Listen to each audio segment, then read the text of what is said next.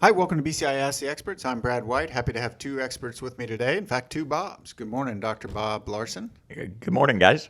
Morning, Dr. Bob Weber. Morning, gentlemen. So we've got you guys on because we've got a good question relative to yearling bulls. Before we get into that, just to kind of have a layout, if you have a question, you can send us an email at bci@ksu.edu.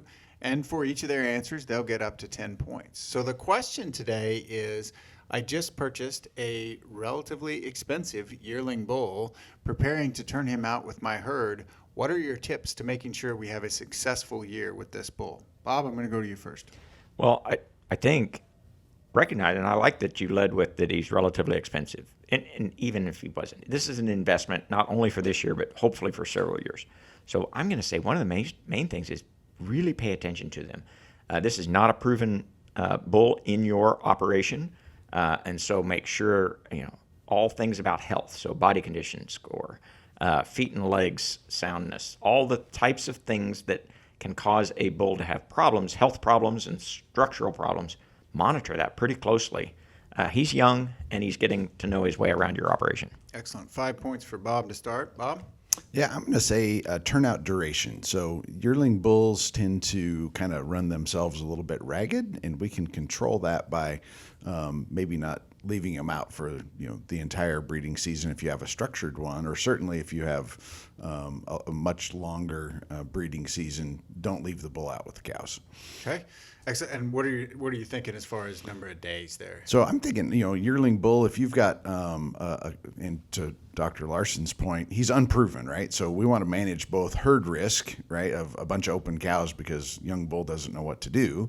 So turning out multiple bulls, but maybe not at the same time. So kind of control, so social dominant stuff. So I'm going to say half of the breeding season for turnout on a yearling bull, and certainly the ability to capture and put him somewhere else is an important consideration here. Okay, so excellent. So you guys both, and we're working on the assumption, and 5 points for Bob as well, working on the assumption that this bull had a breeding soundness exam. He was fertile before he went in. But Bob, I'm going to ask you, what are some of the things I should watch for during the breeding season, specifically related to his ability to breed? Okay. One of the main things to watch is feet and legs.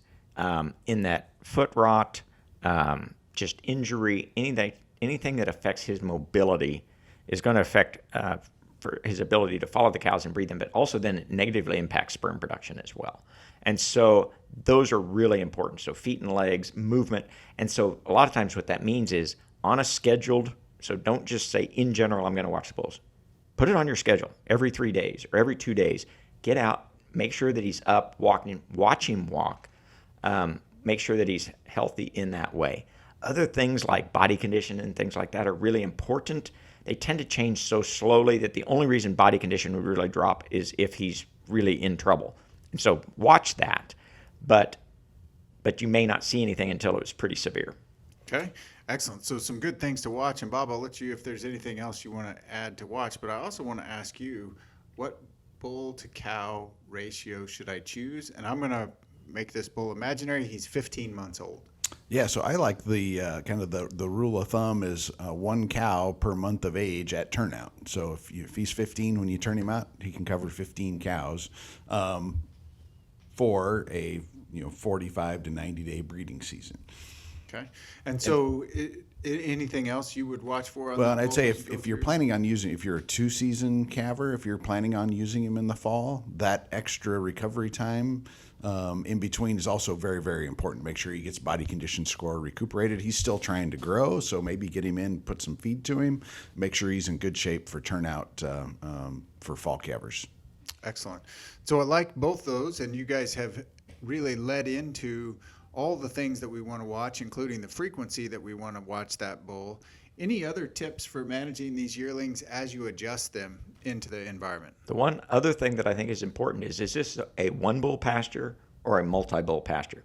Because in a single bull pasture, one thing I can really monitor the amount of mating going on, kind of, and his health. If it's a multi-bull pasture, another concern arises, which is injury due to bullfighting and things like that. And so, again, not only monitoring the individual bull, but the group are we having problems with aggression and those types of things, in which case we need to change the population. We need to move some bulls in or out if it's a multi-bull pasture and we're having problems. Absolutely. Great thing to watch there. Appreciate you guys joining us. Good yearling bull tips. Bob finished with 8 and Bob finished with 7. So thank you guys for joining. If you have questions, send us an email at bci@ksu.edu.